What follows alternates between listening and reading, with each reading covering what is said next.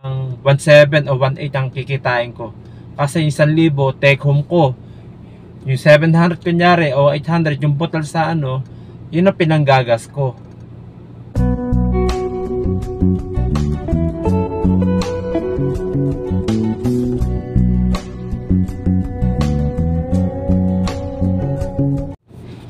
Okay mga kaibigan, bali kwentuhan muna tayo rito.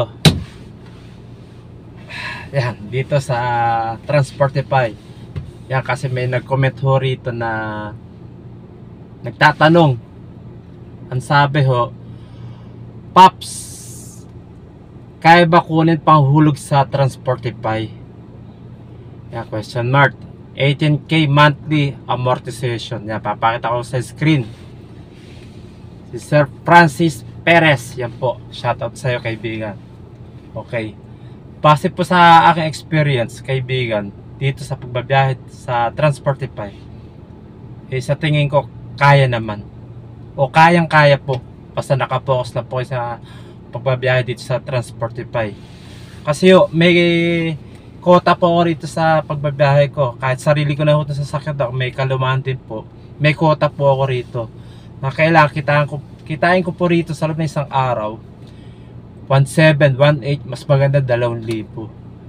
Kasi pag kunyari 2,000 kinita ko, ileles ko pa yung gasolina 700 o 800. So meron ako take home na 1.2, diba?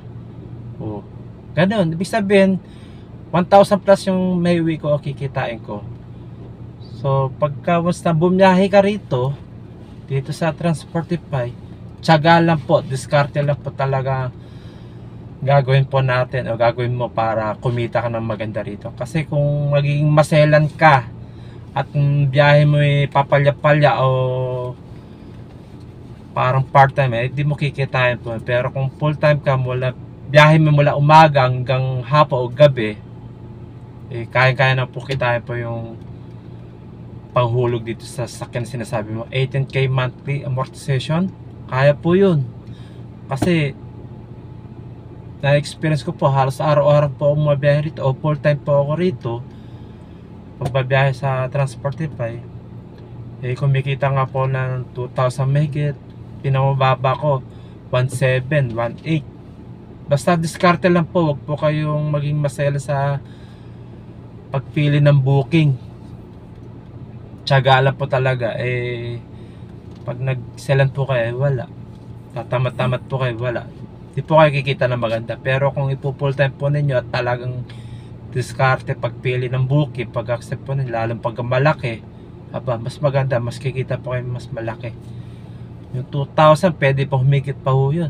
Kasi nakaraan kumita pa nga ako ng kulang-kulang 3,000, 2,800 ba o 2,900. Yung po na taas, nagpagas ako 1,000. Hindi laki na kinita ko, di ba? Yun po, base po sa aking experience, totoo po sinasabi ko kaibigan na, total nagtanong ka na, share ko lang din. Kayang-kaya po kitain ng 18,000 monthly amortization dito sa Transportify. Kaya po, basta tiyaga lang po, diskarte lang po. Kasi kahit po alas 4, alas 6, alas 5, ganun, may nagbubuking pa. Di ko kinukuha, di ko na-accept. Alam nyo bakit? Abutin akong gabi. Pero ang bayad yun nasa 1.2, 1.5, 1.4. Siguro uwi mo niya alas 9. Yung mga company booking po yun. Napapansin ko. Di na ho pa pwede kasi sinusundo si Mrs. tuwing hapon sa trabaho niya. Kaya di ko na po ina-accept po ganun booking. Kumbaga, mga 6 dapat karahin na ako. Yan. O bago mag alas 6 o para masundo si Commander. Yun po, yung masasabi ko po, kayang-kaya po kitain yung 18K monthly amortization dito sa Transportify o panghulog sa sakyan mo. Kaya po yan, basta tiyaga lang po, diskarte lang.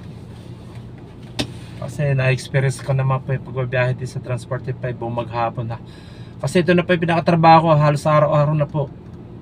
Yung po kinikita ko 2,000 mahigit, 1.8, 1.9. Hindi po ako uuwi ng bahay pagka hindi ako kumita ng ganun. Dapat hindi baba ng 1.7 o 1.8 ang kikitain ko. Kasi yung 1,000 take home ko. Yung 700 kunyari o 800 yung bottle sa ano, yun ang pinanggagas ko. Nagets nyo po ba? Pasensya na kung magulo basta anong maisip ko masabi ko yun po. Totoo po yun. Kunyari, 2,000 kinita ko, sakto, halimbawa 2,000 sakto kinita ko, 800 pagagas ko yun, di may 1,2 ako. Ngayon, pagka kinita ko 1,700, di 700, yun ang panggagas ko, may 1,000 ako. Kunyari 1,800 kinita ko, 800 panggas ko, may 1,000 ako, take home. Yun ang natitira sa akin, 1,000. Yun ang may uwi ko, yun nakita ko. Yun po, bali may kota ako lagi halos araw-araw Bumabiyahe po ako niyan mula Linggo hanggang Monday to Sunday. Yan. Pagka tinamad na ako, yun, maaga pa ako gumagarahe. Kasi mas marami booking sa umaga, pati tanghali. Pero pagkahapon medyo na.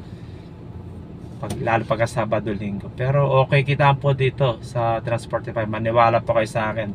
Base sa aking experience, totoo pa sinasabi ko. Pero kung pagbabiyahe mo rito parang part-time lang, baka di kayahanin po yung 18K sinasabi po ninyo. Ito, kinita ko po 2,000 plus. Tapos yung isang araw, kulang ko lang 3,000. Discard na lang po talaga. Kaya po kaibigan, yun po, nasagot ko na po. Sana po ma-convince ko po na maniwala po kayo. Totoo po yung sinasabi ko na kayang kitain po dito sa Transportify yung 18K monthly amortization panghulog sa sasakyan. Yun po, kasi baboundary pa nga ako kay Miss ng kahit na installment to sa sasakyan na to. May kaluwan na rin po to bali syempre hindi siya installment.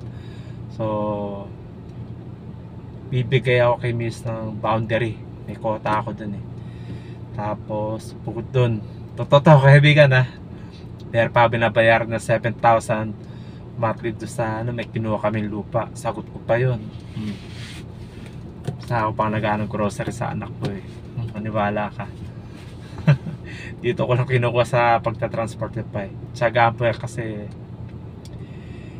kumbaga kaya ko naman, kumbaga basta may quota ako, kaya ito kitain kasi compute ko na yan computed na yan. Maniwala kayo sa akin. Yun na po, pasensya na magulo yung pagsasalita ko. Sana makumbins kita, sana masagot ko ng maayos yung naiintindihan mo na kaya talaga kitain yung 18,000 monthly amortization na dito sa Transportify. Yun lang po mga kaibigan. Okay?